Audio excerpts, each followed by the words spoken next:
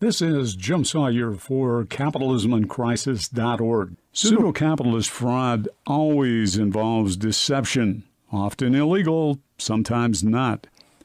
During the 2016 election, the American public learned about consumer banking fraud at Wells Fargo. As many as 2 million fake customer accounts were opened at management's behest. Since then, government oversight has been forcing the bank to walk back blame shifting onto 5,300 employees who were scapegoated and then fired. Government fines and management compensation clawbacks abound. It's a unique story at Wells Fargo, but same old regarding one more way in which the American financial system becomes gamed by elites who take the money and run. Can capitalism be fixed, patched, put back together to overcome mounting pseudo-capitalist frauds? If not, where does capitalism go from here? Well, let's create a timeline extending backward to mid-19th century to build a simple framework for understanding pseudo-capitalism in the 21st. To illustrate, suppose a certain community farmer is well rewarded for skillfulness and industriousness with the capital assets he holds: one barn, one plow, 2 horses. Moral philosopher Adam Smith would justify the farmer's generous compensation. He helps grow community output and employment.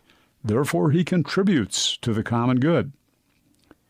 Now, however, let's turn our simple, productive farmer into a more complex, non-productive pseudo-capitalist.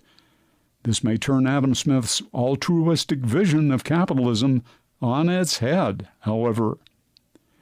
Suppose the farmer sheds a capital asset. He tethers one of the plow horses permanently by the door of his house to become a hobby horse, solely for his children's pleasure.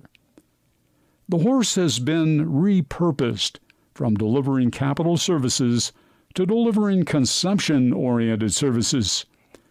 Well, the former is productive in the sense of capitalist strategy, not so for the latter. Has our hypothetical farmer created a problem for fulfillment of Adam Smith's narrative about how capitalism works? He has. Smith's thought system assumes no leakage out of productive capital into non-productive uses of those assets. With only one plow horse in the field, a drop in farm productivity is expected, accompanied by declining farm output and employment, and a decline in the common good also. Thus, our once capitalist farmer has segued into a pseudo-capitalist, one who receives benefits from being a capitalist, but without fulfilling the implied social contract endorsed by Adam Smith. In short, he is no longer upholding his end of the bargain. Let's assume the farmer's community has been awarding property tax breaks for years based upon his contributions to the common good. Assume also a relative is a community official charged with awarding the tax breaks, perhaps a brother-in-law. Does he become an easy mark for the farmer to cajole, even bribe, to overlook the hobby horse status of a previous capital asset? Indeed, our hypothetical farmer has segued from productive capitalist into non-productive pseudo-capitalist. Within this simplistic 19th century illustration, he becomes equivalent to a 21st century financier. How should the United States respond when a strategically useful horse is removed from the field? Respond to burgeoning financial scams perpetrated upon the public? Respond to short-term oriented take-the-money-and-run schemes, such as the one operating at Wells Fargo? 3 possibilities exist. 1, it could do nothing. Therefore, the dysfunctional status quo becomes extended, even in the face of diminishing community expectations of what contemporary capitalism may accomplish. 2, it could nationalize firms, shifting away from Smithian capitalism toward Marxian socialism.